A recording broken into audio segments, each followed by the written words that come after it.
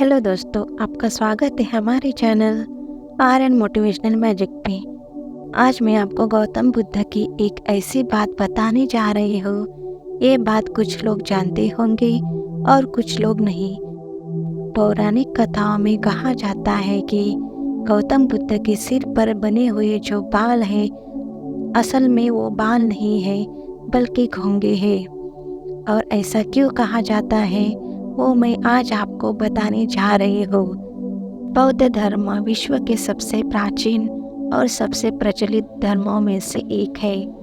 आज के समय में पूरे विश्व में बौद्ध धर्म के करोड़ों अनुयायी मौजूद है। बौद्ध धर्म की शुरुआत भगवान गौतम बुद्ध द्वारा की गई थी। भगवान बुद्ध की हजारों लाखों प्रतिमाएं आज पूरे विश्व में प्रसिद्ध है और इनमें से कुछ यूनेस्को वर्ल्ड हेरिटेज साइट की सूची में भी शामिल है। ये सभी प्रतिमाएं अलग अलग कलाकारों द्वारा बनाई गई है, लेकिन बुद्ध की सभी मूर्तियों में एक बात कॉमन देखने को मिलती है।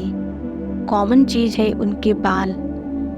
गौतम बुद्ध की हर प्रतिमा में आपको घुंघराले बाल दिखने को मिल जाएंगे, लेकिन क्या आप जानते हैं असलियत में बुद्ध के सिर पर जो हमें दिखाई देते हैं वो उनके बाल नहीं बल्कि ढेर सारे घोंगे हैं, यानी कि स्नेल है। बौद्ध धर्म के त्रिपिटक में से विनय पिटक ग्रंथ में बौद्ध भिक्षुओं के बारे में कई दिशा निर्देश दिए गए हैं। उन दिशा निर्देशों के अनुसार आत्मज्ञान की प्राप्ति के लिए आपका तन और मन बिल्कुल पवित्र होना चाहिए।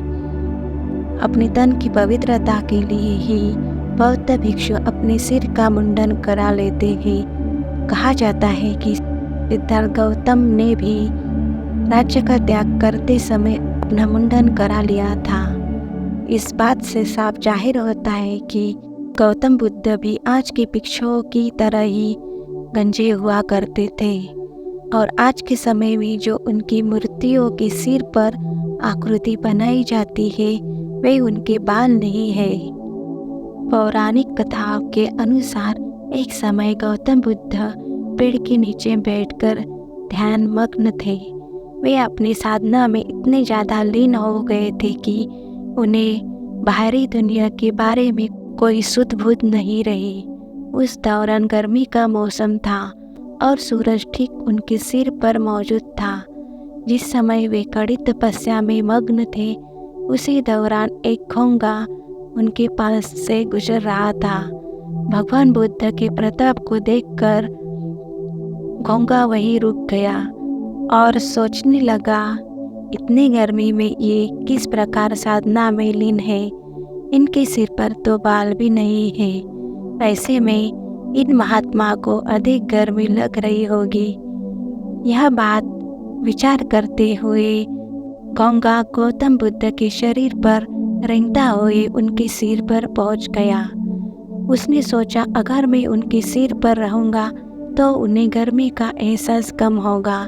जैसे कि आप जानते ही होंगे कि घोंगा का शरीर थोड़ा लचीला और नमी वाला होता है। घोंगे को पकड़ने से ठंडक का एहसास भी होता है। एक घोंगे को ऐसा करते देख कई घोंगे उसके पीछे पीछे गौतम बुद्ध के सिर पर चढ़ गए। कुल मिलाकर 108 घोंगे ने बुद्ध के सिर को पूरी तरह से कवर कर लिया था। भगवान बुद्ध को आत्मज्ञान की प्राप्ति में उन 108 घोंगे का अहम योगदान माना जाता है, जिन्होंने अपनी जान देकर उन्हें गर्मी से बचाने में मदद की थी। उन 108 घोंगे की स्मृति में ही भगवान बुद्ध की मूर्तियों के सिर पर आज घुंघराले बाल जैसी आकृति बनाई जाती है।